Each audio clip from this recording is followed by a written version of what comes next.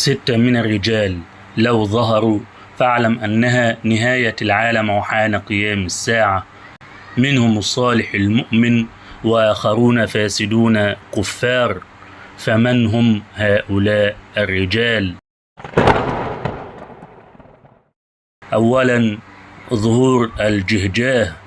أخبر الرسول صلى الله عليه وسلم أنه يخرج رجل من قحطان تدين له الناس بالطاعة وتجتمع عليه، وذلك عند تغير الزمان. ولهذا ذكر البخاري حديثه في باب تغير الزمان، ومسلم في كتاب الفتن وأشراط الساعة، عن أبي هريرة رضي الله عنه قال رسول الله صلى الله عليه وسلم: لا تقوم الساعة حتى يخرج رجل من قحطان يسوق الناس بعصاه.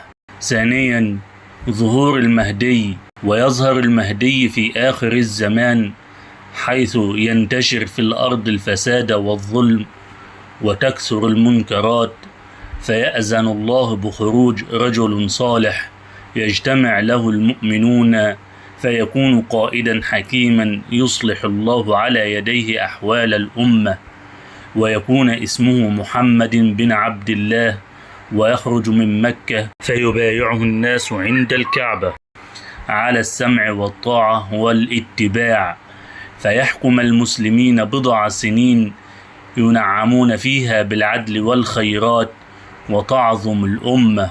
وروى عن أبي سعيد الخدري رضي الله عنه عن رسول الله صلى الله عليه وسلم قال: يخرج في آخر أمتي المهدي يسقيه الله الغيث، وتخرج الأرض نباتها، ويعطى المال صحاحا، وتكثر الماشية، وتعظم الأمة، يعيش 7 أو 8. وقد تحدث رسول الله صلى الله عليه وسلم أيضا عن صفات المهدي الخلقية بقوله: المهدي مني أجل الجبهة أقنى الأنف يملأ الأرض قسطا وعدلا.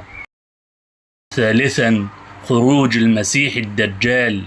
المسيح الدجال هو رجل من بني آدم يدعي أنه رب العالمين، فقد مكنه الله بقدرات خارقة لامتحان إيمان الناس، ويسمى المسيح الدجال لأن عينه اليسرى ممسوحة أي أعور. قال رسول الله صلى الله عليه وسلم: الدجال ممسوح العين، وقيل لأنه يمسح الأرض كلها ويسير فيها. أما دجال فلأنه كذاب ومحتال.